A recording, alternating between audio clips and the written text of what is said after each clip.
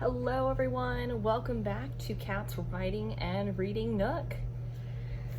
Whew, okay, so it's been a month. Sorry about that. But, hi. That's my cat. She's too short. Anyway, she's on the table behind me. But, I apologize, there's been a lot, and I'll probably go into it another time. One of the main things is having serious technical difficulties when it comes to getting the fairy tales worked out, because technology, I love it.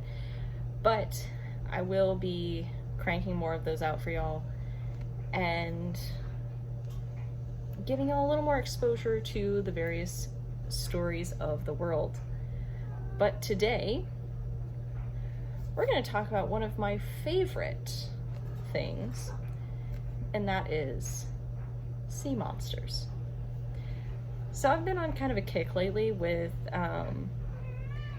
wanting books with sea monsters. Hi, baby. And I found two at my library. One of them, the sea monster, was more of a symbol. It wasn't really a main focus of the story, either protagonist, antagonist, anybody. And I'm like, the family drama was interesting, and honestly it was an interesting book, but the one that I ended up really liking is called The Loch by Steve Alten. And she wants attention.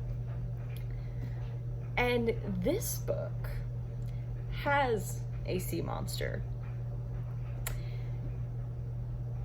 And it's intertwined with the family drama, and it's like a real sea monster. It's not really a spoiler because you're expecting it. But anyway, so as you might have guessed, the monster in question is the Loch Ness Monster, because what else would it be? And the story's protagonist is a guy by the name of Zachary Wallace. Now, Zach is a marine biologist. He has his PhD, he has a fiance, he's managed to invent this lure that will attract giant squid, and so he has a contract to go in to the squid's territory as far down as he can go and try this out. And everything goes well, and then, as we say in the South, it went to hell in a handbasket, and he lost pretty much everything. And so he's at the lowest point in his life. And then, to further add to his issues, his estranged father, Angus, asks him to come back to Scotland, where he was born, and be with him, because his dear old dad has been accused of murder. And then to top it all off, while Zach is there, he finds out that there are deaths happening on Loch Ness. In fact, as you might have guessed, some start happening while he's there. And one of the claims is that it is the Loch Ness Monster. And so he has to handle all of the crazy and figure out, should he even try with this Loch Ness Monster? So this is a very fascinating book because it, one, has a sea monster.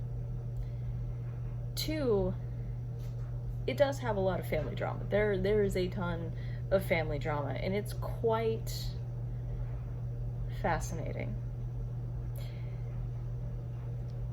And then there's a lot of history. I didn't expect that so much, but there's a lot of history intertwined throughout the whole story because they're in Scotland. And obviously Loch Ness and its monster is kind of a staple over there. But it also goes into a lot of the stuff going on with the Crusades and, you know, how that has affected the people themselves, the land, but then also the stories surrounding this monster. And then this book was published in 2005. There at least was. I don't know if it's still a widely circulating theory anymore, but there was an up-and-coming theory about what the Loch Ness Monster is and like how it's still in the loch after all these years and all of that. I won't go into it because that's going to be a huge spoiler in the story, but it was really cool. It was just really cool. So I honestly really liked most of the characters and just how Zach saw the world and how he handled the issues of his family and the creature, and whew, he was something. So like the vast majority of this book I really liked, and the final scene was like everything I could have asked for. So ending was fantastic, and I don't know that I like some of the characters any more than I did in the beginning, but regardless. There were a couple of things that I really didn't like in the story. One that's honestly kind of par for the course is there's a lot of language, but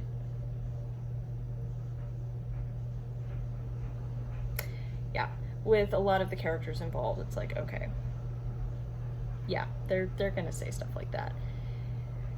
I also didn't really like how the female characters were portrayed in the story. I haven't read a whole lot of books where they were largely portrayed as eye candy and things like that.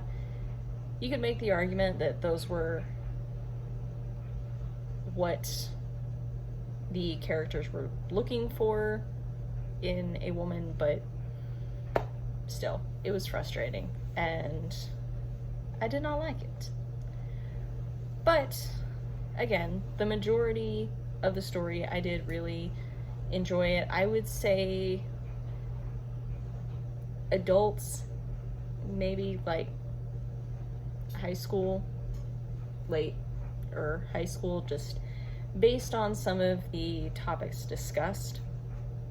It's nothing too graphic necessarily, but it's getting up there.